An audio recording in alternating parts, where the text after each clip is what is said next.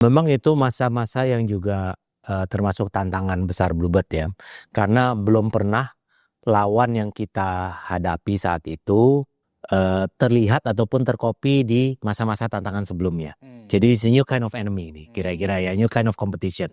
New kind of competition ini bukan berarti dari sisi layanan dan yang lainnya, tapi dari sisi bagaimana financial institution saat itu didisrupsi dengan modal bakar duit.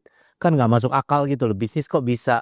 Apa kira-kira learning point atau apa kira-kira proses transformasi yang Bapak Sigit dan Bluebird lakukan, Pak, untuk menghadapi tantangan saat COVID-19 kemarin sehingga bisa membalikan kerugian 161 miliar menjadi keuntungan 585 miliar di 2024 pastinya. Ya, ada beberapa hal, tapi kalau saya bagi paling besar adalah terhadap dua komponen utama. Pertama, waktu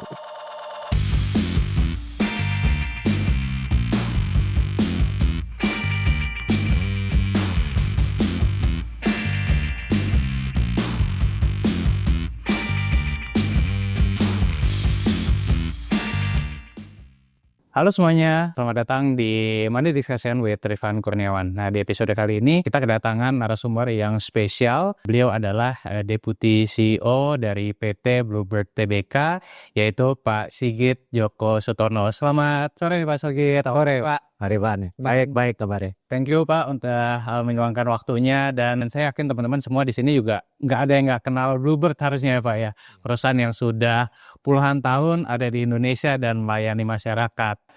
Pak Sigit, sebelum kita mulai Pak, saya mungkin ingin menanyakan pertanyaan pembuka nih Pak Sigit. Kalau Pak Sigit kan kalau nggak salah sudah dari tahun 97 ya Pak ya, di Bluebird ya Pak ya. Berarti kan kurang lebih udah hampir 30 tahun. Hampir 28 tahun. Nah, kebetulan nih ada perjalanannya Pak Sigit nih teman-teman dari tahun 97 sampai 2025 ini. Pertanyaan saya Pak Sigit, apa yang paling membedakan antara Bluebird tahun 97 dengan Bluebird di tahun 2025 Pak Sigit? Waduh, jauh banget ini bedanya. Perbedaan pertama sih sebenarnya dari sisi armadanya pasti jauh lebih advance ya, itu satu secara fisik gitu. Kedua tentunya dari sisi operasional itu perbedaannya juga jauh lebih mengedepankan unsur-unsur teknologi. Begitu kan, jadi tidak terlalu banyak lagi proses manual, lebih banyak ke teknologi driven. Yang ketiga sebenarnya kita berubah banyak dalam hal urusan yang ke teknologi, juga dalam hal proses mengambil keputusan dan proses manajemen. Saya rasa itu hal yang cukup kritikal, karena sekarang kita dengan adanya implementasi teknologi dibanding dulu itu, kalau dulu pengambil keputusan tuh lebih lama, akhirnya datanya lebih banyak ke proses survei manual gitu ya. Kalau sekarang semua data decision makingnya itu sudah lebih lengkap, sehingga ya kita kalau mengambil keputusan data pendukungnya mana kira-kira udah jauh lebih komplit lah. Jadi itu yang saya rasa cukup banyak membedakan dari si internal ya. Tapi kalau dari customer ngelihatnya ya mobilnya sekarang ya pasti udah beda lah gitu ya. Dibanding dulu ya Pak ya. Oke, Pak Sigit, ini kan kalau kita bicara Bluebird ya Pak, ini kan berarti founded itu di tahun 72 ya Pak? Tahun 72 ya. Berarti kan sudah 50 tahun. 53 tahun. 53 tahun. Udah masuk tahun 5. Nah, ini kan sebuah tantangan ya Pak, maksudnya menghadapi era yang berganti-ganti, kemudian juga mungkin situasi dan kompetisi yang juga terus berganti gitu kan. Nah, jadi yang saya mau tanyakan begini Pak, dengan perusahaan yang dan memang Bluebird ini kan memang bisa dikatakan masih family business Pak. Nah, family owned business. Family owned business, sorry.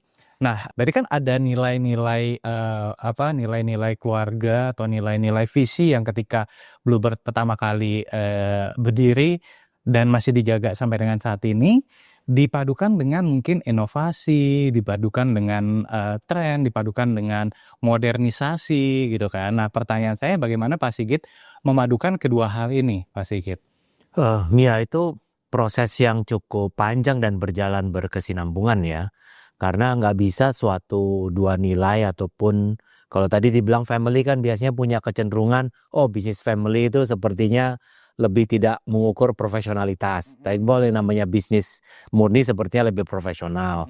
Nah, penggabungan dua hal itu tentunya butuh proses yang panjang. Tapi karena kita sudah cukup banyak melewati banyak tantangan ya, dan juga sudah terbentuk manajemen stylenya dari awal, sehingga kita bisa memadukan unsur family, dalam hal ini nilai-nilai kekeluargaan kita dijalankan dalam bentuk profesionalisme. Jadi itu dua hal yang sepertinya berpolarisasi, tapi sebenarnya kami bisa memadukannya. Misalnya dalam bentuk proses pengambilan keputusan. Hasil dari keputusan tetap harus profesional karena tidak bisa diambil atas dasar preferensi A atau B. Tapi proses pengambilan keputusannya bisa dibicarakan lebih pada unsur tadi kekeluargaan. Kalau keluargaan kan kita bicarakan dengan banyak pihak gitu ya. Bahkan itu juga kita lakukan biasanya keputusan-keputusan yang cukup penting dengan para pengemudi kita. Terhadap suatu implementasi tertentu, ada sistem baru atau yang lainnya kita diskusi dengan syarikat pekerja kita. Nah itu udah berjalan terus seperti ya mengalir aja. Sehingga memang dua hal itu kita padukan. Nilai-nilai keluarga, nilai-nilai value yang kita bawa dari Bluebird sejak awal. Ada 4 nilai kita. Kekeluargaan, integritas, pelayanan prima, dan pola pikir berkembang. Itu yang kita gabungkan dalam bentuk turunan kegiatan di bisnis secara sehari-hari ya, gitu. Oke, jadi tetap nilai-nilai visi awal tetap bertahan, tetap berjalan sampai sekarang. Tapi adaptasi juga dengan perkembangan zaman, dengan perkembangan teknologi ya, Pak. Ya betul, karena 4 nilai itu kan sebenarnya tidak lengkang terhadap waktu ya.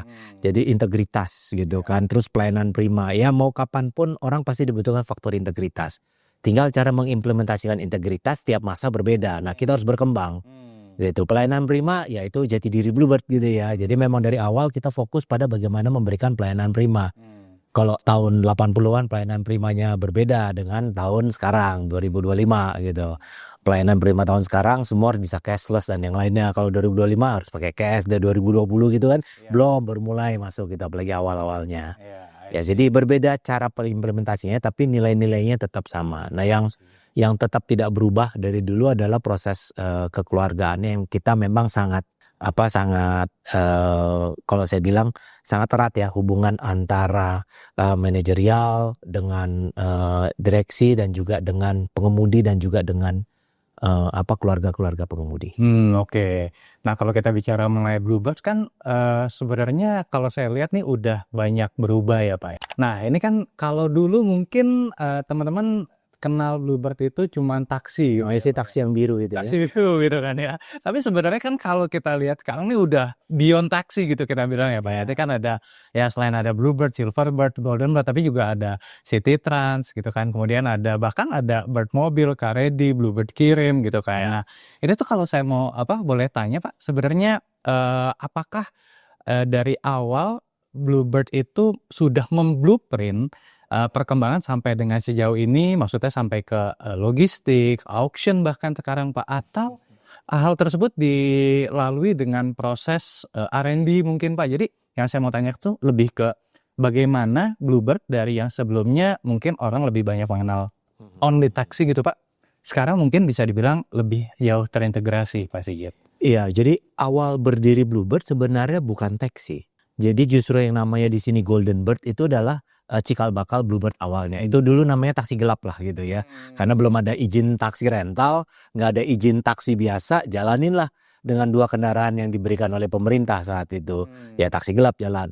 Dititipin mobil tambah sekitar 20-an lebih, akhirnya kita berhasil mendapatkan izin pertama taksi Bluebird. Itu yang terlihat. Kalau tadi ditanya apakah produk-produk yang tadi layanan itu muncul berdasarkan riset ataupun berdasarkan keinginan dari awal blueprint, jelas tidak ada. Tapi kalau berdasarkan riset pasti ada. Karena sebelum kita meluncurkan suatu produk tentunya kita lihat marketnya di mana, ya kan, terus kita menjalankannya dengan cara apa. Jadi market survey itu pasti dilakukan. Hanya kita contohnya kayak Silverbird. Ada opportunity yang muncul saat itu untuk melayani tamu-tamu negara asing KTT, non-blok, berjalan tahun 90-an kalau nggak salah ya. Nah saat itu akhirnya dibutuhkan suatu kendaraan baru oleh pemerintah.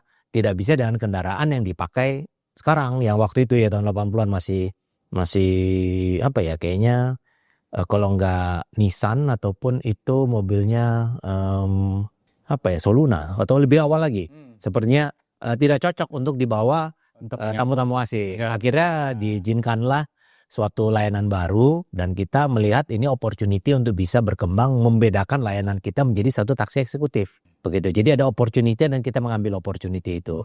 Big Bird juga sama. Dari awal kita memang berdiri Big Bird untuk melayani sekolah asing.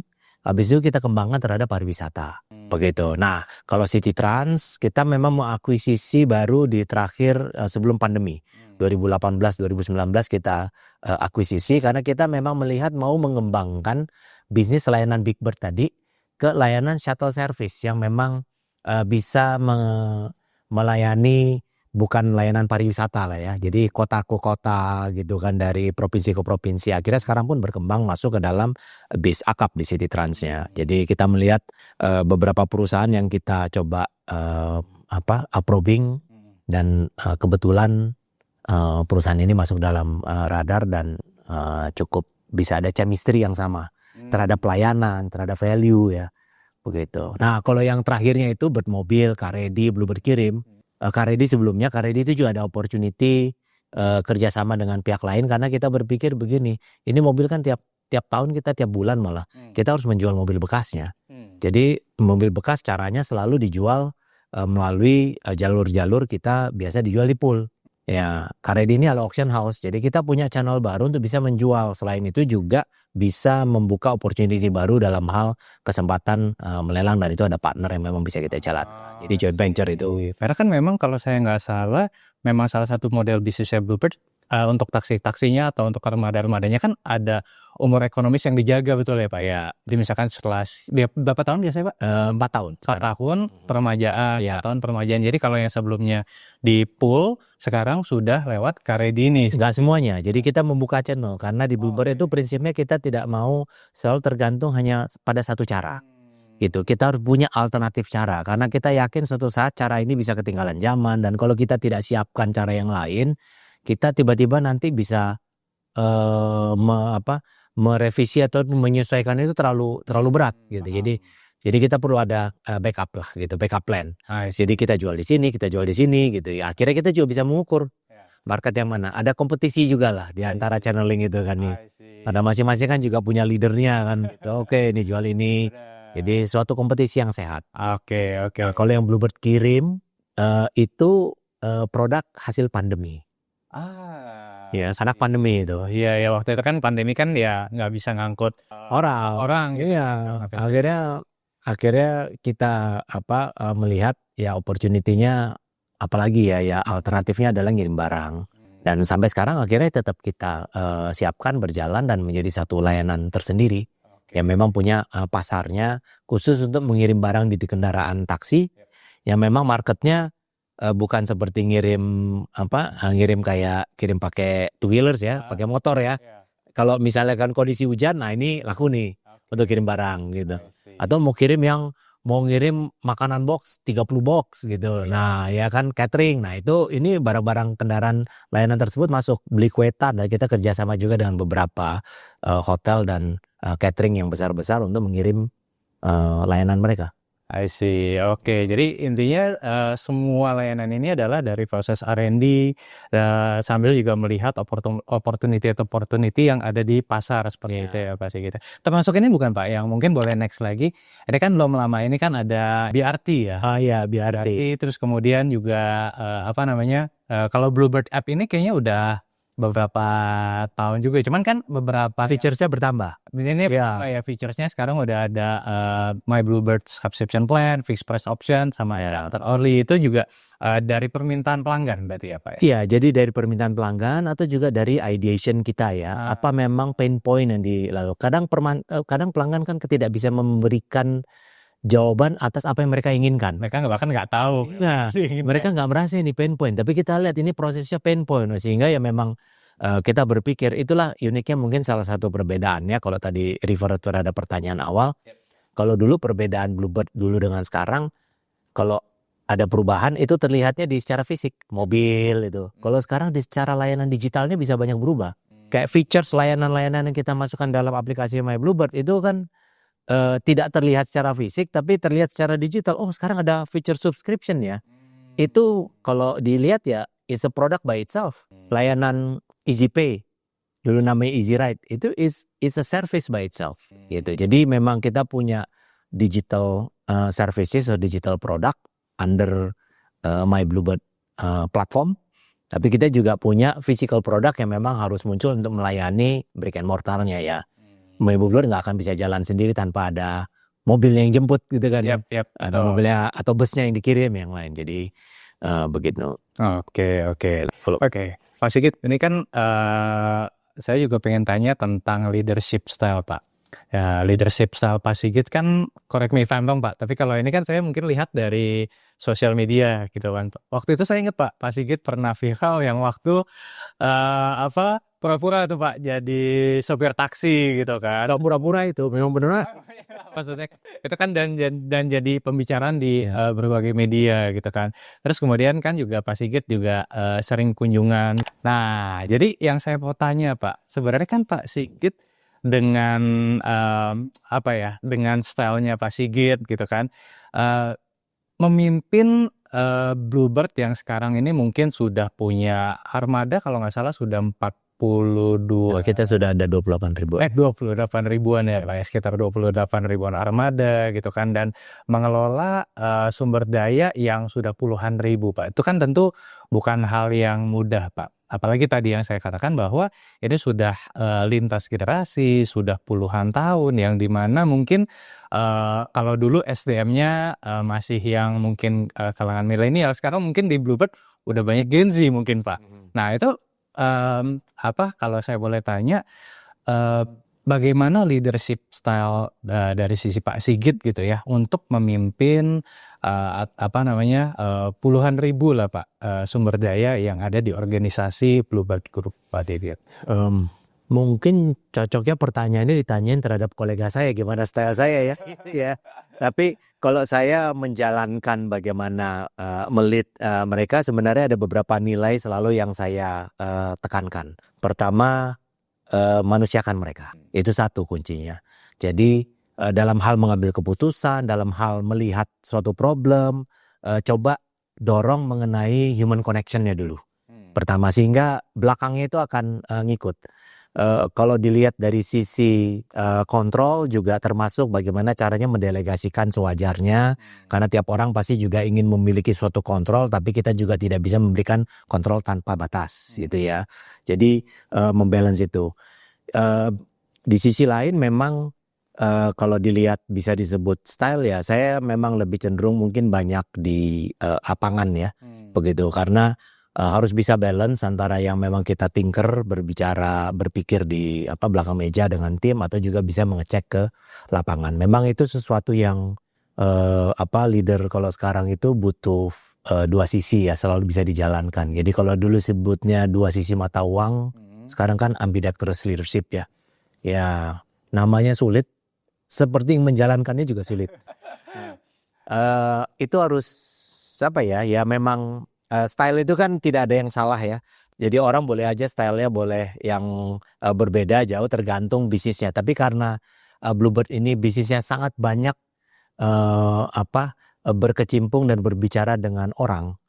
Ya kan, kita punya puluhan ribu driver, ribuan karyawan, ratusan ribu customer yang memang tadi fokus saya sendiri gimana melihat memanusiakan proses yang ada supaya bisa lebih mudah diterima oleh semua kalangan. Oke, nah tapi kalau saya boleh tanya dari sepanjang pengalaman Pak Sigit Pak selama hampir 30 tahun Pak, apa tantangan terbesar dalam memimpin organisasi Bluebird ini Pak? Maksudnya dalam hal apakah sempat ada, saya nggak tahu apakah ada demo besar-besaran dari driver atau mungkin dari karyawan internal. Bapak pernah mengalami hal seperti itu, dan bagaimana Pak Sigit overcome the situation, Pak Sigit? Ya, kalau dilihat demo di internal itu tidak ada.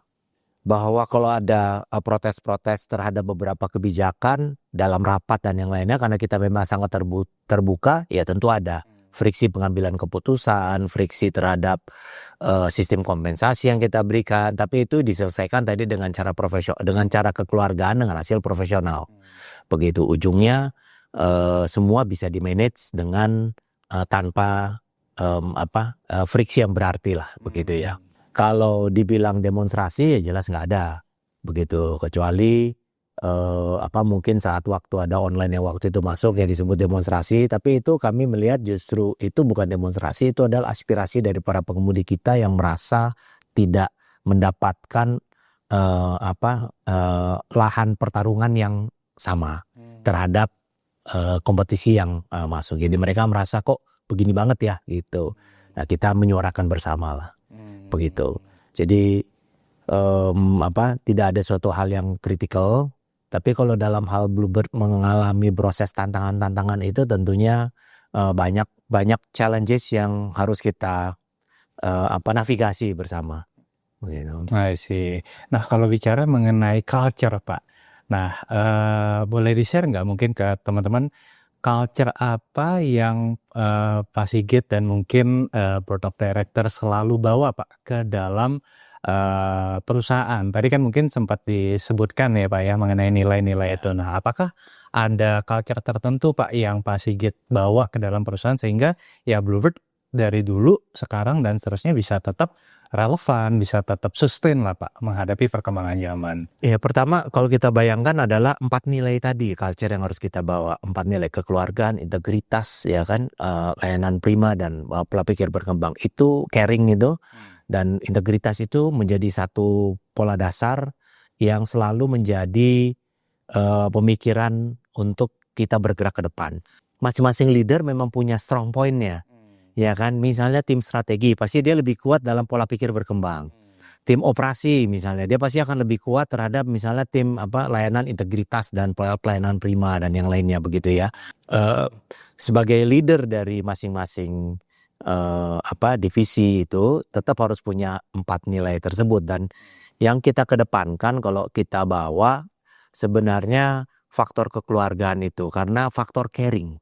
Karena semuanya itu tidak akan bisa berjalan mulus kalau memang tidak ada unsur caring yang menimbulkan trust level yang tinggi, pengertian yang sama, begitu. Terus jumlah orang yang banyak itu kan butuh kontrol yang sama ya, begitu. Nah, kalau kita tidak mengedepankan faktor kekeluargaan dan caring tersebut, itu semuanya bisa friksi. Orang kan bisa saja keputusannya sama, tapi yang ngambil A sama orang B, kok dia mau nurut sama yang B, sama yang A, just because karena orang yang B ini merasa dianggap lebih caring aja terhadap yang A, padahal keputusannya persis sama. Tidak ada trust level. Nah, kita dorong itu sejauh mungkin. Bagaimana caranya kita bisa meningkatkan trust. Gimana caranya kita juga bisa membangun trust yang sama. Saya sering berjalan bersama dengan tim saya, outbound, karena kebetulan suka hiking dan suka sepeda. Waktu itu ya kita jalan main sepeda bareng. Jadi out of office activity yang dilakukan bersama untuk bonding lebih baik. Bukan hanya terhadap manajemen, terhadap pengemudi juga kita jalan. Begitu dalam sel-sel tertentu ya, karena nggak bisa 30.000 jalan bareng berhenti satu Indonesia ini, nggak bisa. Jadi bergilir, berganti gitu. Ada event-event tertentu yang memang kita selalu lakukan tiap 3 bulan. Misalnya baru minggu lalu kita melakukan penyerahan beasiswa terhadap para anak-anak karyawan dan pengemudi. Total sudah hampir 66.000. Itu juga faktor caring yang memang kita dorong supaya ada kedekatan, bukan hanya dari karyawannya, tapi yang memang berada di rumahnya. Tadi bagaimana cara kita dorong nilai manusiawi tersebut supaya keluarganya pun juga merasa punya direct impact terhadap apa yang dikerjakan either bapaknya paling banyak atau ibunya. Karena juga ada beberapa pengemudi wanita ya. Nah itu sehingga anaknya merasa ya, oh bapak saya kerja atau ibu saya kerja di Bluebird, saya dapat beasiswa nih, begitu. Dan akhirnya mendorong untuk bisa tetap berkontribusi gitu kan. Karena pengemudi kan paling banyak waktu kerjanya kan fleksibel, tapi dia punya harus jam-jam tertentu yang memang dia bisa lebih aktif lah, terutama misalnya pagi hari. Nah, hal-hal tersebut kita dorong juga untuk di level karyawan, di level manajemen, sehingga faktor itu yang menjadi pendorong utama. Jadi kalau kata kuncinya kalau saya lihat itu berarti memanusiakan manusia tadi ya Pak ya. Caring, kemudian juga mungkin emphasize, dan ya ada delegasi juga, cuman ya tadi berarti kita menunjukkan bahwa perusahaan juga peduli loh terhadap karyawan, terhadap driver, sehingga mereka bisa memberikan yang terbaik juga mungkin buat pelanggan ya. Ya, kalau dari 4 nilai yang tadi ada, kalau kita mau turunkan lagi lebih dalam lagi, sebenarnya 2 yang paling dasar yang harus dipegang adalah caring, kekeluargaan tadi, dan integritas. Baru 2 pilar berikutnya adalah pola pikir berkembang dan pelayanan primanya harusnya bisa lebih mudah berdiri kalau memang caring dan integritasnya ada. Caring tapi nggak integritas, repot juga. Nggak percaya kan? Oke, Pak Sigit, tadi kan kita udah bicara mengenai personal dan juga leadership style ya dari sisi Pak Sigit. Nah, mungkin saya pengen mengupas juga Pak tentang disrupsi, Pak Sigit. Nah, kalau kita bicara mengenai perkembangan zaman gitu kan, ini kan kalau kita bicara industri transportasi menjadi salah satu industri yang apa ya, kalau saya lihatnya tuh Ya obok-obok gitu. ya dia obok-obok gitu kan. Ya mungkin kalau kita bicara tahun back then 2015 sebelum COVID lah Pak ya kan, mungkin ada disrupsi dari ride hailing lah ya Pak, dari Gojek ya kan. Sempat kan tuh ada heboh-heboh ya kan, yang tadi Pak Sigit juga sempat mention. Dan juga di 2024-2025 ini ya kemunculan dari pesaing lah Pak, mungkin dari yang taksi Vietnam gitu. Karena pertanyaan saya Pak Sigit, mungkin kita bicara yang ride hailing dulu Pak ya. Waktu itu kan memang ride hailing ini sempat quote unquote agak memukul Bluebird Pak at the time. Dan memang seiring berjalannya waktu Bluebird berhasil bangkit lagi gitu kan. Nah, mungkin boleh di-share nggak Pak? What is the process behind it gitu kan? Dan bagaimana Bluebird bisa overcome situasi tersebut Pak Sigit? Ya. Ini ya. Ya ini Pak, yang waktu itu ya sempat kan sempat jadi pesaing lah Pak ya dari Gojek dan Grab. Nah itu mungkin boleh di-share nggak Pak ke teman-teman? Ya, memang itu masa-masa yang juga termasuk tantangan besar Bluebird ya. Karena belum pernah lawan yang kita hadapi saat itu terlihat ataupun tercopy di masa-masa tantangan sebelumnya. Jadi it's a new kind of enemy ini kira-kira ya, new kind of competition. New kind of competition ini bukan berarti dari sisi layanan dan yang lainnya, tapi dari sisi bagaimana financial institution saat itu didisrupsi dengan modal bakar duit. Kan nggak masuk akal gitu loh, bisnis kok bisa dijalankan dan dipertahankan terus dengan rugi terus dan orang tetap aja mau gitu. Yeah. Itu suatu pemikiran yang sangat sulit kita bisa terima, gitu kan? Karena kita pun juga struggling dari dua sisi. Pertama dari sisi tadi kompetisi yang biasanya umum kita terjadi, baik digital, layanan, tipe kendaraan, ataupun juga, nah ditambah lagi dari sisi finansial, gimana caranya dua-duanya. Jadi kita melihat, wah ini sesuatu yang berbeda nih. Ditambah sebenarnya membuat jadi makin kompleks adalah regulasi saat itu yang memang juga belum mendukung. Kita kan sebagai transportasi publik yang punya perizinan, punya standar-standar yang harus dilewati oleh suatu industri, itu tidak dilakukan ataupun tidak sama di treatment terhadap kompetisi atau kompetitor yang saat itu masuk. Tiba-tiba masuk aja nggak pakai ini, nggak pakai nyawa, tiba-tiba mau nambah mobilnya, tiba-tiba langsung aja nambah gitu. Mau merubah harga langsung aja. Kita pakai argo harus kita minta izin dulu untuk merubah dan yang lainnya. Jadi itu sesuatu yang memang sangat berbeda. Cuman kita melihat begini. Apapun dari sisi kompetisinya, apapun dari sisi kesulitannya, kita akhirnya melihat inward looking. Apa core strength kita? Apa yang kita punya mereka tidak punya. Saat itu sulitnya adalah apa yang kita punya, kita menganggap itu sebagai beban. Punya aset, beban, ada depresiasi, pinjaman dan yang lainnya. Pak Rifan tahu banget kan ya, kalau beli aset kan, aset nggak jalan gimana. Sedangkan kompetisi nggak punya, nggak jalan. Aja begitu. Tapi karena kita punya kebebanan tersebut, justru kita harus bisa melihat apa yang bisa kita manfaatkan lebih baik. Berarti karena aset itu punya kita, pasti satu, kontrol terhadap kebersihan dan kualitas kendaraan kita bisa jamin. Begitu, karena kita punya kontrol terhadap itu. Kedua, driver juga sangat dekat terhadap kita. Driver saat itu juga bisa dibilang kalau ada beban itu jadi beban human resources yang memang harus kita maintain. Tapi justru kita lihat sisi lainnya. Dengan adanya ini kita bisa memanfaatkan kekuatan kita itu untuk bisa memberikan layanan yang jauh lebih baik.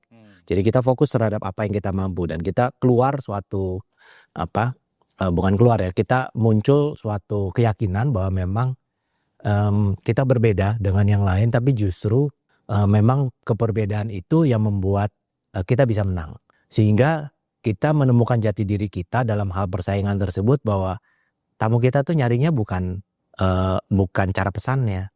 Tamu kita tuh nyarinya tuh bukan hanya harganya, tapi ujungnya nyari pelayanannya. Nah, kita fokus pada satu hal tersebut. Pelayanan pokoknya terus. Mau diserang apapun fokus. Pengemudi pelayanan, mobil pelayanan. Mau diserang mobil udah 4 tahun, 5 tahun, ganti. Kalau perusahaan lagam kondisi rugi, udah rusak, jangan diremajain dulu kan ya. Panjang, nggak bisa, ganti. Karena itu justru strength point kita. Di sisi lain, karena tadi juga ada My Bluebird ya. Nah, itu sebenarnya karena Bluebird juga punya pola pikir berkembang yang sudah dijalankan sebelumnya. Inovasi digital itu sudah lebih awal kalau dibandingkan dengan perusahaan taksi yang lain ya. Tahun 2000 kita sudah implementasi GPS. Tahun 2005 kita sudah mulai implementasi digital transmission untuk order, GPS dispatching. Tahun 2010 kita lompat ke sistem yang lebih canggih lagi. Kita sudah mulai My Bluebird aplikasi 2 tahun sebelum disurvey masuk. Nah, kita sudah punya modal yang lebih baik dibanding perusahaan-perusahaan yang lain.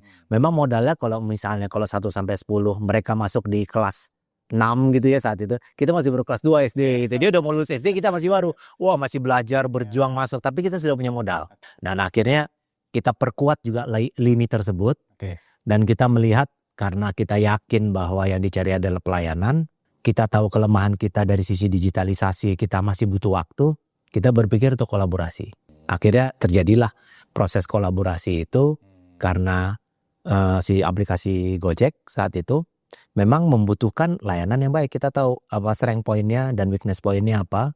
Kita juga tahu dan kolaborasi itu bisa terjadi dan masing-masing pihak sepertinya ya kalau dari kami sih melihatnya cukup baik ya, dan dari Gojek pun juga melihatnya juga cukup baik sehingga layanan customer mereka bisa masuk dan juga bahkan terkadang akhirnya customer Bluebird saat itu juga wah ya bagus nih karena saya bisa pesan Bluebird dari aplikasi Gojek.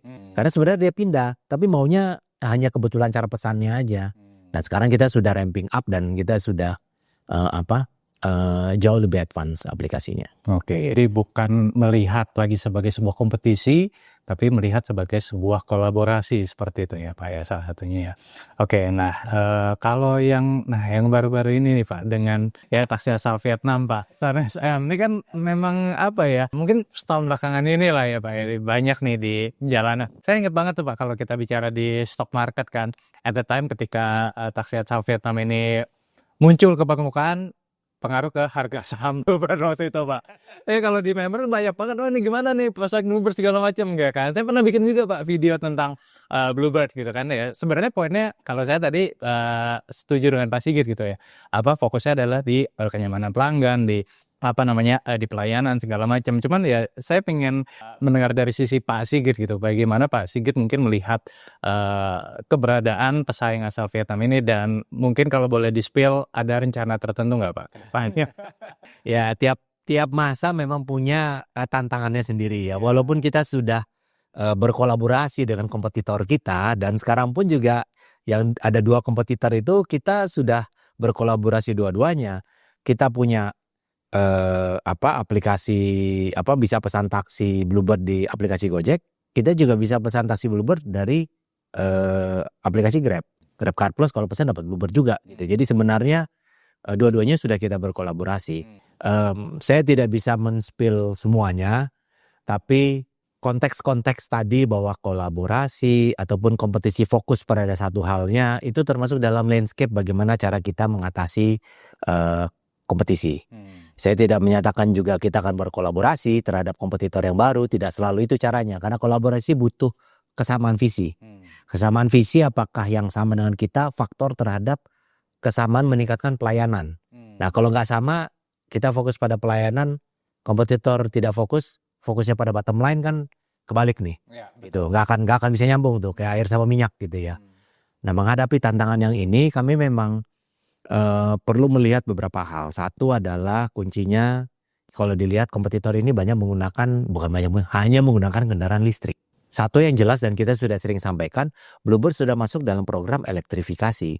Sejak tahun 2018 kita sudah mulai duluan, di mana yang lain belum pernah pakai kendaraan listrik, kita sudah mulai pakai tuh Tesla sama BYD. Jadi itu pengalaman yang berharga, dan itu tentu akan kita tambah electric vehicle kita di semua layanan. Sekarang kita sudah hampir ada 300 lebih, hampir 400 malah kendaraan EV yang memang dari sisi layanan Bluebird, dari Golden Bird, bahkan bus juga. Nah, bus kita tadi ada layar BRT itu yang di Medan, itu adalah bus yang kita layani itu full listrik semuanya. Ada 50 bus listrik. Kita juga akan masuk di layanan bus listrik apabila disediakan di BRT di kota-kota yang lainnya. Tapi tentunya yang layanan passenger bertambah lebih banyak. Satu, elektrifikasi. Kedua, tetap aja pelayanan. Karena gimana pun juga pelayanan itu tidak akan pernah bisa hilang dan sempurna. Jadi pasti ada proses yang bisa kita improve, begitu. Jadi fokus kita tetap meningkatkan bagaimana meningkatkan misalnya skor 0,5 poin terhadap pelayanan yang lainnya. Itu akan berarti karena terjadi konsistensi terhadap langsung 25.000 armada. Gitu. Jadi atau mengecilkan layanan yang memang diskrepensinya antara kota-kota lain juga berbeda-beda, karena kita juga bisa bilang nggak semua layanan di tiap kota semua punya high level yang sama, kayak ada bintang 5 nggak semua bintang 5 gitu. Nah itu juga kita fokuskan pada pelayanan. Ketiga tentunya juga permajaan armada. Nah mungkin kalau dilihat armada kita juga sempat ada yang baru nih muncul nih, Honda BR-V masuk ya, itu juga suatu terobosan bentuk layanan. Kenapa? Karena kendaraannya lebih nyaman, ataupun dianggap lebih luas, ataupun comparable juga dengan kendaraan kita yang ada yang Toyota Transmover yang sekarang kita pakai. Karena sebelumnya kan kita kendaraan Transmover yang lama, kita upgrade ke 2 level. Kita tambahkan elektrifikasi, kita fokuskan pada pelayanan, kita remajakan kendaraan kita. Jadi itu di dua sisi yang memang sudah berjalan selama ini ya. Perbaikan fisik, improvement pelayanan. Sisi terakhir tentunya digital. Ya kan, nah digital ini susah-susah gampang gitu kan ya. Karena mau di-develop butuh resources yang banyak gitu kan, hasilnya belum tentu ada, tapi kita fokus perubahan mendasar di Bluebird juga digitalisasi yang memang tidak ada berhentinya lah. Nah jadi kita memang perlu melihat lagi fitur-fitur apa yang memang akan selalu menjadi pain point customer. Kita sudah deteksi itu akan ada perbaikan-perbaikan lagi, misalnya dalam sisi pembayaran yang lebih seamless gitu. Karena kalau dalam proses pembayaran, kalau kita bisa ngurangin 1 step aja dari 3 step, itu improvement by 30% lebih langsung naik dari proses kecepatan dan akurasi dan yang lain. Oke, jadi kalau Persigit sendiri melihat tantangan yang ada sekarang ini, apakah masih tantangan yang sehat kah, atau ini tantangan yang sudah mulai menjurus ke arah yang kurang sehat kalau menurut Pak? Nah ini begini, karena ini landscape-nya juga ada faktor regulasi yang agak berbeda. Ini tantangan yang dimiliki oleh kompetitor sekarang ini agak berbeda, karena pemain taksinya adalah pemilik pabrik. Itu dia Pak. Ini adalah tantangan regulasi. Ya memang ternyata berubah. Transportasi itu ada negative list. Sama seperti kayak transportasi udara, transportasi laut gitu ya. Ini tiba-tiba landscape-nya berubah. Nah ini kan sama aja seperti kayak tadi sebelumnya, mau bakal duit pun berapapun gimana, jadi bisa matriksnya berbeda. Kita lihat memang bisa jadi tidak adil, ya kan, karena punya source of capital yang sama, yang seperti kompetitor sebelumnya, seakan-akan ini bakar duit 2.0 gitu ya. Gitu ya. Punya kan, tapi yang punya sendiri gitu kan ya. Tapi kita nggak bisa hanya berkeluh kesah aja terhadap proses itu. Kita sudah belajar dari sebelumnya, pasti ini akan butuh waktu buat regulator untuk melihat ataupun menyesuaikan landscape-nya. Yang bisa kita lakukan apa sekarang ya? Walaupun bisa dibilang dari sisi regulasi tidak adil, tapi dari sisi kompetisi dan bisnis yang dijalankan ya kita perkuat saja fokus yang kita bisa lakukan. Saya yakin mereka juga punya kelemahan, mereka juga punya kelebihan. Tapi tinggal bagaimana caranya kita fokus pada kelebihan kita untuk bisa menutupi kekurangan kita, dan akhirnya market pun sendiri akan memilih. Yang paling berat dalam transportasi, dalam hal ini taksi, adalah konsistensi layanan. Banyak perusahaan muncul hilang. 1 tahun, 2 tahun, 3 tahun dia bisa konsisten. Mobilnya bisa bertahan gak 4 tahun. Mungkin gak 4 tahun, tahun kedua, tahun ketiga bagaimana. Dan itu biasanya terlihat karena pengalaman kita cukup banyak. Kalau istilahnya, kalau orang dulu bibit bebet bobot gitu ya. Ya kalau kita lihat prosesnya aja untuk bisa menjaga kendaraan aja itu tidak melewati suatu proses yang prudent, kita yakin mobil tanpa perawatan tahun kedua tahun ketiga pasti berantakan. Nah, ini terjadi di ride hailing.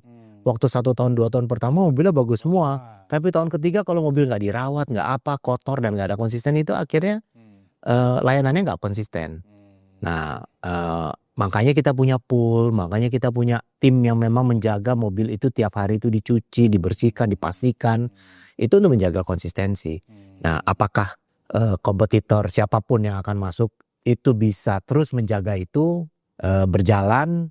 Ya, kalaupun punya belum tentu bisa jalanin, benar kan ya? Karena pada ujungnya eksekusinya juga. Karena gimana caranya kita bisa memastikan tukang cuci kami yang ada di salah satu pool itu mencuci kendaraannya dengan bersih. Tiap hari ada 800-900 mobil yang dicuci dengan tim yang sama, dan ini ditaruh di mana, itu butuh sistem nyuci, juga butuh monitoring sistem. I see. Nah, dari sini Pak, kalau saya boleh pertajam sedikit pertanyaannya Pak, ada 2 hal sebenarnya Pak. Yang pertama kan memang kompetisi yang baru ini kan memang fokusnya adalah ke mobil listrik. Nah, sementara kan tadi memang kalau dari sisi Bluebird mayoritas armadanya memang masih mobil konvensional. Meskipun tadi Pak Sigit juga menyebutkan kan sudah mulai masuk ke electric vehicle. Nah, pertanyaan saya mungkin apakah kalau dari sisi Bluebird melihat akan memperbanyak jumlah kendaraan electric vehicle, karena kan memang plus minus ya Pak ya. Ada yang bilang ini bisa jadi di tahun kelima ternyata ketika baterainya sudah harus diganti malah udah setengah harga mobilnya sendiri. Sementara kan kalau model bisnisnya Bluebird sekarang kan tahun keempat peremajaan, harganya pun bagus, resale value-nya bagus, bisa peremajaan lagi gitu kan. Nah, melihat hal tersebut sejauh ini kalau saya boleh tahu, apakah dari sisi Bluebird mempertimbangkan untuk tetap kita fokus di armada sekarang, atau justru arahnya lebih banyak ke electric vehicle tadi, Pak? Ya, Winnie, electric vehicle karena jumlah kita masih sedikit dan jumlah dari armada itu tentu kita tambah. Tapi ada 2 hal tadi yang memang Pak Rifan sampaikan penting. Apakah nanti baterai ataupun nilai residual value-nya itu bisa bertahan atau tidak, itu yang harus kita hati-hati. Jadi kita memang akan menambah electric vehicle, tapi kita juga harus berhati-hati terhadap kemajuan teknologi yang memang bisa jauh lebih cepat. Belum lagi harganya tiba-tiba bisa turun. Itu dia, dalam beli 1 tahun kemudian harganya turun 30%. Kan istilahnya mobil baru aja udah harga bekas, mobil bekas gitu ya. Nah, itu hati-hati. Jadi kalaupun kita tambah, kita tidak langsung masif dalam bentuk yang besar. Begitu. Kedua, ujungnya sebenarnya ada 2 hal kenapa kita masuk elektrifikasi. Pertama adalah memang tren terhadap sustainability, ya kan. Kedua adalah memang produk yang memang muncul dan bisa diterima oleh masyarakat. Kunci kita bukan hanya yang penting bukan yang penting hanya elektrifikasi. Nah, kalau kompetitor yang sekarang tadi disebutkan, ya memang dia nggak punya produk lain kecuali mobil listrik. Itu doang ya Pak? Ya kan? Jadi pastiannya itu. Lagi yang invest orang tuanya gitu. Jadi nggak mungkin. Kita punya kelebihan. Kenapa harus itu? Nah, kita bisa punya pilihan mana sebenarnya produk yang lebih cocok, sehingga kita tetap yakin mobil seperti yang kita sekarang ini, ICE yang kita gunakan, baik itu mungkin teknologi juga dikembangkan ke hybrid, ya kan, mixing, ataupun juga yang electric vehicle langsung, itu punya kelebihan dan kelemahannya, ya kan. Jadi menambah iya, tapi kita istilahnya tidak akan serta-merta pasti hanya menambah hanya itu. Pembelian kendaraan kita pun tahun ini juga masih mix, masih jauh lebih banyak yang kendaraan ICE. Kenapa? Karena produknya sendiri pun juga masih valuable dengan nilai yang return investment masih cukup baik. Ya kan, customer juga masih tetap bisa terima, tapi di sisi lain juga tetap kita balancing. Kecuali memang untuk tipe-tipe mobil tertentu yang memang kita akan jalankan listrik. Kayak misalnya bus memang permintaannya bus listrik. Ya nggak mungkin dimasukin bus diesel, harus listrik. Lalu juga hal-hal yang memang berhubungan misalnya dengan sustainability suatu kota. Kayak IKN kita masuk, hanya boleh taksi listrik yang masuk, ya kita harus jalankan hal itu. Kalau soal harga Pak, ini kan ya kompetitor kan ya tadi kita sempat diskusi kayak bakar duit 2.0 gitu kan. Nah, kalau dari sisi Pak Sigit dan Bluebird sendiri, apakah kalau boleh tahu strateginya tetap nggak apa-apa, kita nggak akan ikutin, atau mungkin ya udah kita ikutin mendekati, atau seperti apa mungkin Pak kalau dari sisi pricing Pak? Nah, harga layanan ya berarti ya. Bluebird ini dengan adanya teknologi yang kita miliki sekarang, bisa dibilang itu harga bisa fleksibel. Kita punya harga yang kita sebut dengan namanya argo, biasa argometer ya. Dan kita juga punya harga yang kita sebut fixed price. Nah, fixed price ini juga bisa fleksibel. Kita tentunya akan menggunakan teknologi tersebut untuk bisa menyasar market-market segmen tertentu. Kita tidak menyebutkan harga kita jadi langsung didiskon, di undercut begitu ya. Karena target kita adalah sustainability. Kita tahu kalau harga itu dipotong, ya kan, dan ini tidak mencapai KPI matrix tertentu, itu driver tidak akan survive, customer juga tidak akan berjalan. Jadi kita tidak mau mengambil langkah singkat gitu lah kira-kira ya, short term. Tapi ada beberapa celah yang memang selalu bisa kita jalankan, yang memang kita sekarang sudah jalankan. Misalnya, kita tahu nih sebagai contoh, kalau misalnya ada mobil yang menuju ke airport kosong, kita bisa tawarkan ke tamu yang untuk dengan harga yang lebih kompetitif untuk pergi ke airport. Karena mobil ini memang harus ke airport. Bayangin kan kalau mobil ke airport, karena adalah BBM-nya, kena tolnya. Istilahnya operating cost-nya cuma itu. Jadi kalau cuma dibayar itu, break even kan? Begitu. Jadi sebegitulah jauhnya harga yang bisa kita turunkan. Tapi belum tentu kita akan gunakan semuanya. Karena persepsi harga diturunkan itu bisa jadi juga bukan persepsi yang bagus buat customer. Kenapa murah banget, kan nggak percaya kalau beli mobil mahal tiba-tiba murah banget. Yang lo ganti apa gitu kan ya. Jadi nggak percaya, trust level berbeda. Tapi jadi ya suatu hal yang perlu dijaga. Oke. Nah, tadi kita udah bicara mengenai kompetisi, Pak. Nah, mungkin saya juga pengen menggali kalau kita bicara mengenai perkembangan zaman kan juga bukan hanya kompetisi tapi juga ada force major tertentu, Pak. Sebagaimana waktu ya COVID-19 tahun 2020 kan. Waktu itu saya ingat, Pak, kalau saya pelajari laporan keuangan Bluebird kan at the time Bluebird sempat merugi 161 miliar, Pak.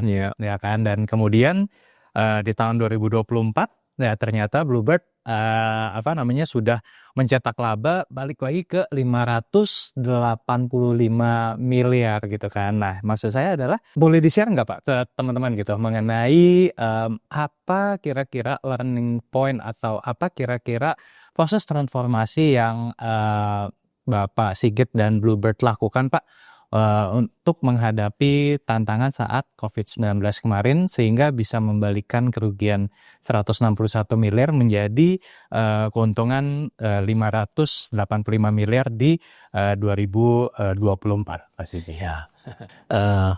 Ada beberapa hal, tapi kalau saya bagi paling besar adalah terhadap dua komponen utama.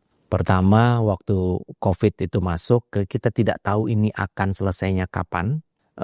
Karena susah juga memprediksi. Bilang 3 bulan PSBB akan hilang. Oh, nggak taunya panjang lagi, lanjut lagi, dibuka, ditutup, jadi nggak jelas. Jadi strategi kita adalah bagaimana kita tahan napas paling panjang. Itu satu. Fokusnya tahan napas paling panjang. Tapi kalau kita yakin suatu saat ini pasti akan muncul. Jadi kita harus mencoba melakukan beberapa proses efisiensi. Internal kita lihat, ya kan. Terus human resources juga kita atur. Itu napas paling panjang gimana. Tapi di sisi keduanya kita harus ngatur. Kalau kita udah tahan napas paling panjang, kita bisa melihat medium termnya targetnya apa. Jadi jangan kasarnya kalau kita potong suatu proses bisnis kita, itu short sighted. Di medium term kita hilang. Misalnya kita menjual pool kita, itu short sighted loh. Nanti kalau kalau tiba-tiba naik, nggak punya pool. Gitu kan. Jadi itu kita harus pilih banyak gitu, beberapa hal. Jadi selagi tahan napas, pikirin jangka panjang. Jadi in term of crisis pikirin jangka panjang, bukan in term of crisis pikirin apa yang gue bisa makan besok. Itu tactical, tapi in term of strategi harus dilakukan sehingga pada saat recovery masuk, aset kita masih cukup punya tersisa lumayan untuk bisa langsung merecover lebih cepat. Kalau saat itu kita misalnya ya sudah berhenti deh semuanya nggak jalan, jual semua kendaraannya. Lah pada saat tiba-tiba naik, beli kendaraan itu lama, butuh waktu. Iya, mulai lagi. Jadi kita harus tahan pelan-pelan sampai memang bisa akhirnya recover, masuk. Memang butuh keberaniannya dalam hal mengambil keputusan yang tidak jelas itu. Bener nggak diputusin ini? Bener nggak ini? Nggak tahu juga. Kita nggak bisa ngelihat 3 tahun saat itu 2021, 2024 gimana. Ya, tapi kita yakin pasti nggak mungkin selamanya lah. Mana cerita dulu kalau Spanish flu dan segala macam, ya memang agak lama, tapi kan nggak forever. Iya, iya. Nah itu kan strategi defensifnya Pak mengenai efisiensi. Apa namanya? Kalau soal ini Pak, misalkan kayak pinjaman ke bank mungkin itu ada dilakukan refinancing something like that ya Pak? Restrukturisasi pasti ada. Ya, dan kan karena ini juga force major yang cukup panjang, bank pun juga dan OJK juga saat itu juga memberikan relaksasi, ya kan. Nah, ya itu juga suatu kepercayaan yang harus kita pegang karena itu juga long term bisnis. Tanpa unsur kepercayaan, kalau saat itu kita cut dan kita nyatakan tidak bayar dan ambil aja mobil kita gitu kan, nanti pada saat kita meminjam lagi susah dipikirkan. Ya, itu juga sesuatu yang kita lakukan, kita manage lah dengan stakeholder kita. Oke, nah itu kan tadi defensifnya Pak. Ada nggak yang kayak langkah attackingnya Pak? Digitalisasi. Pada saat terjadi disrupsi online dan juga disrupsi COVID, kita fokus pada layanan yang tidak terlihat. Fitur-fitur yang tadi dimunculkan itu kayak ada debit kirim atau juga layanan di dalamnya, improvement proses dan yang lainnya itu muncul dengan tambahan-tambahan yang bisa dibilang trial and error terjadi, tapi juga penguatan-penguatan terhadap proses cashless yang kita lebih baik. Jadi itu adalah attacking mode-nya. Jadi kalau pada saat kita siap, nanti kita bayangkan ini cashless nih, nanti semua orang nggak berani bersentuhan dan segala macam ya kalau COVID begitu ya. Bagaimana caranya transaksi cashless bisa jauh kita dorong. Akhirnya kita perbaiki itu semua proses driver untuk bisa lebih banyak cashless. Transaksinya kita dorong. Di pool itu juga sekarang sudah nggak ada setoran uang lagi. Sudah VA semuanya, transfer QR code selesai dong. Itu improvement yang terkatalis akibat adanya disrupsi. Karena trennya memang nggak mau megang cash kan gitu ya. Tapi di sisi lain memang cashless juga didorong juga. Itu attacking mood-nya kita. Kedua juga ya kita mempersiapkan pembelian kendaraan, negosiasi kita juga dengan ATPM untuk once this is ready, are you ready or not gitu untuk mensuplai begitu, karena dunia saat itu juga pasti dalam kondisi sama. Betul. Kita juga attacking moodnya di situlah. Betul. Berarti justru pandemi itu membawa berkah juga ya sebenarnya Pak ya. Jadi kan dengan kalau nggak ada pandemi mungkin nggak akan kepikiran atau mungkin belum kepikiran mengenai digitalisasi tadi kan ya. Ya kepikiran ada tapi tidak lebih cepat. Tidak lebih cepat. Ini memang di tiap kesulitan ada kemudahan. I see. Oke, menarik banget Pak Sigit. Berarti tadi kita udah diskusi tentang competition, kemudian juga tentang bagaimana strategi Bluebird melewati pandemi juga sudah Pak. Nah, sebenarnya ada satu hal yang menarik perhatian saya Pak Sigit. Kan tadi di awal kita bicara bahwa sekarang kalau kita bicara Bluebird Group kan beyond taksi lah Pak. Ya kita sebut mungkin kalau kita bagi jadi dua kan ada taksi, ada non-taksi. Dan kalau saya nggak salah, secara data segmen non-taksi ini makin besar kontribusinya. Nah ini ya. Ini mungkin 2024 segmen taksi 72,3%, segmen non-taksi 27,7%. Tapi full year 2024 non-taksi sudah 29%. Nah pertanyaan saya Pak Sigit, kalau dari sisi visi perusahaan sendiri Pak, apakah ke depannya segmen non-taksi ini yang akan menjadi source of growth yang baru, atau tetap mempertahankan taksi, atau dua-duanya, atau seperti apa strategi Bluebird ke depan Pak? Ya, secara umum kalau kita lihat strategi keseluruhannya, Bluebird melihat layanan taksi dan non taksi ini menjadi agnostik ya. Jadi buat kita mau taksi non taksi, mana market yang memang akhirnya bisa kita kembangkan. Tidak ada attachment terhadap suatu A atau B gitu. Masing-masing punya strong point and weakness-nya gitu. Tergantung wilayah dan market mana yang mau kita ambil. Di sisi lain adalah pengembangan non taksi, kita memang kembangkan bukan dari yang sisi kendaraan roda 4, dari kendaraan busnya. Kayak BRT, ya kan, public transport, dan juga bus pariwisata, lalu bus akap, itu kan masuk dalam kategori non taksi. Nah itu memang pengembangan yang memang belum kita olah sebelumnya. Sehingga memang kalau dilihat opportunity-nya memang tetap ada, cukup besar. Bisa dibayangkan kalau kita tidak ada bus akap dan kita mulai masuk akap dan jumlahnya cukup banyak, porsi itu akan berkembang. Tapi bukan berarti itu hanya itu saja akhirnya kita fokuskan. Yang di sisi taksinya kita lihat juga kota-kota lain yang kita belum masuk di Indonesia juga masih cukup banyak. Kota yang kita sudah masuk pun juga masih punya opportunity untuk berkembang. Di kota Surabaya lah, Medan lah, di Semarang, Jogja, itu juga termasuk market yang masih bisa dikembangkan dari sisi taksinya. Jadi dua-dua halnya. Tapi kebetulan memang porsinya seakan-akan jadi terlihat lebih besar non taksinya bertambah karena memang layanan tadi busnya masuk ini dan itu cukup eh, cepat ya, triple digit penambahannya. Jadi persentasenya naik. Tapi kalau volume kontributornya tadi kan terlihat 70-an% lebih revenue masih di-generate dari taksi. Oke, jadi dua-dua ini tetap akan dikembangkan dan fleksibel ya, tergantung dari market mana yang membutuhkan seperti itu. Jadi bukan artinya kedepannya nih akan lebih difokuskan ke yang non taksi gitu, nggak juga seperti itu ya Pak Sigit ya. Ya, sama seperti kayak sekarang ada kebutuhan electric vehicle untuk kendaraan van luxury. Karena kita beli Denza itu masuk dalam non taksi. Karena kebetulan ada marketnya kita tambahkan di situ.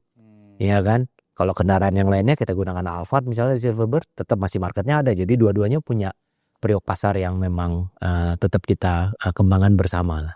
Kalau untuk yang segmen pendukung tadi Pak, misalkan seperti yang auction gitu, apakah akan benar-benar menjadi revenue generator baru atau seperti apa mungkin arahnya Pak? Saya pikir by nature memang bisnis tersebut punya keterbatasan. Kan dia memang bisa berkembang tapi menjadi kontributor utama mungkin tidak dalam waktu dekat. Ya kan karena auction itu ada faktor limitasi lah ya, memang kita lihat bukan bisa menjamah kota-kota lain gitu ya. Begitu. Jadi tapi kita punya bisnis yang lain tadi kayak Bird Mobil yang memang baru kita kembangkan, itu adalah jual beli mobil seperti showroom mobil plus sama perawatan kendaraan. Nah itu juga bisa berkembang menjadi lebih luas nantinya ya. Karena perawatan kendaraan kan juga termasuk kita yang punya kapabilitas untuk merawat EV yang sudah lebih berpengalaman selain dari dealer yang memang berjalan, dan kami juga melihat itu sebagai salah satu opportunity. I see, oke. Nah kalau bicara mengenai visi Pak, nah ini kan kita bicara 2025 ya Pak ya. Ada nggak visi dari perusahaan Pak? I don't know, mungkin 5 atau 10 tahun ke depan kira-kira kalau Pak Sigit menggambarkan Bluebird di tahun 2030 atau 2035 gitu Pak. Atau mungkin 2045 menyongsong Indonesia Emas, kira-kira apakah udah ada visi Bluebird akan seperti apa 5-10 tahun ke depan Pak Sigit? Ya sekarang ini agak cukup sulit ya untuk membayangkan bagaimana bentuk suatu bisnis 5 tahun mendatang karena disrupsi dan challengingnya masuk di tengah. Tapi ada satu hal yang saya bisa bayangkan dan itu tetap harus terjadi gitu kan di 2025, sekarang ini 2030 ataupun 2045. Satu, fokus terhadap pelayanan. Itu satu. Kedua, layanan yang relevan terhadap memang jamban dan produk yang kita jalankan. Itu masuk. Cara untuk mencapai dua hal tersebut, relevansi layanan dan tentunya melalui inovasi ya. Bisa jadi memang dalam bentuk bentuk transportasi yang berbeda. Kita memang melihat bisa saja jadi yang namanya driverless car, ya kan ya. Mungkin bisa masuk lebih cepat, mungkin lebih lama, susah memprediksinya.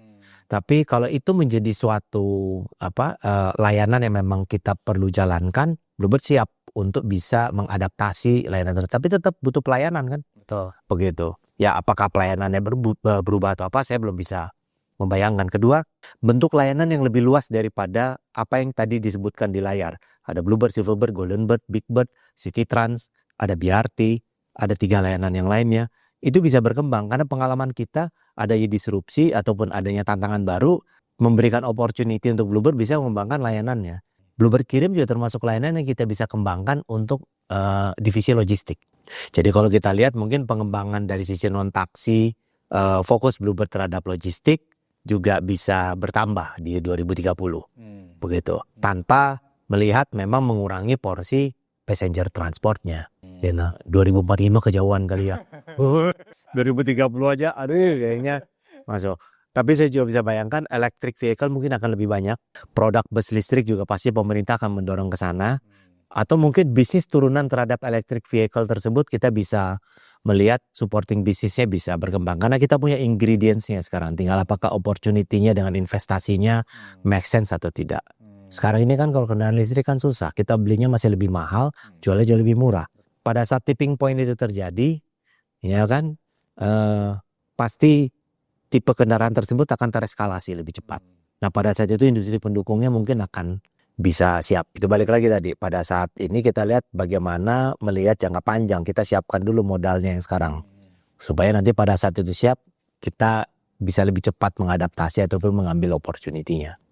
Oke, jadi balik lagi, setiap disrupsi, setiap kompetisi itu justru bisa melahirkan inovasi-inovasi baru ya Pak ya. Termasuk untuk mengembangkan layanan Bluebird kepada konsumen ke depannya seperti itu ya Pak ya. Oke, Pak Sigit, mungkin sebelum kita closing Pak, mungkin di sini kan kalau kita bicara teman-teman penonton YouTube channel Rifan Kurniawan kan kebanyakan investor nih Pak, dan juga banyak juga entrepreneur-nya. Ticker Bird. Pakai apa? Bird. Iya, Investor Bird. nah investornya Bird. Nah mungkin kalau dari sisi Pak Sigit ada nggak nih Pak yang pengen disampaikan kepada teman-teman investornya Bird nih Pak? Apa ya? Satu mungkin memang kalau dilihat dari sisi kapitalisasi pasar kita jauh di bawah ya. Tapi ada hal tadi mungkin yang sesuai dengan Pak Rifan tadi sampaikan, fundamental bisnis kita itu cukup simple sebenarnya dan cukup mudah dibaca ya. Mana bisnis growth-nya dan yang lainnya. Sehingga di Bluebird sendiri tidak ada sesuatu yang surprising lah gitu kira-kira ya. Jadi konsisten. Kedua, mungkin kalau buat investor juga melihat secara historis Bluebird juga terus memberikan dividen yang konsisten. Itu juga termasuk salah satu plus point ya. Begitu. Ya tergantung ada dividen play ataupun mau capital play yang lainnya ya silakan masing-masing punya pilihan. Ketiga ya mungkin ngelihat valuasinya sekarang ya masih under ya. Nah kalau memang melihat yakin terhadap valuasi yang under adalah sesuatu yang baik ya memang mungkin itu adalah salah satu opportunity. Tapi ada satu hal yang kritikal adalah memang bisnis transportasi ini saat ini memang bisa tiba-tiba ada perubahan landscape yang masuk. Hanya kalau di Bluebird sendiri perubahan landscape itu bukannya kita takuti, kita memang justru siap dan harus selalu siap. Dan kami yakin perubahan-perubahan landscape itu kalaupun ada yang terjadi, Bluebird punya fondasi yang jauh lebih siap daripada 2 ataupun 3 disrupsi sebelumnya. Digitalisasi tim kita sudah jauh lebih kuat, marketing digitalization kita juga ada, platform digital kita sudah siap, product innovation kita sudah lebih jalan. Yang mudah-mudahan itu bisa memberikan jawaban terhadap tantangan ke depan sehingga sustainability perusahaan fundamental tetap masih bisa dijaga. Ini salah satu contoh yang kita lihat sekarang adalah yang sedang masuk sekarang ini pesaing baru kan ya. Pesaing lama sudah bergabung semuanya sudah ketahuan gitu. Pesaing baru ya kita lihat tapi kami yakin proses-proses itu bisa kita lewati dan ada equilibrium baru. Oke, menarik sekali.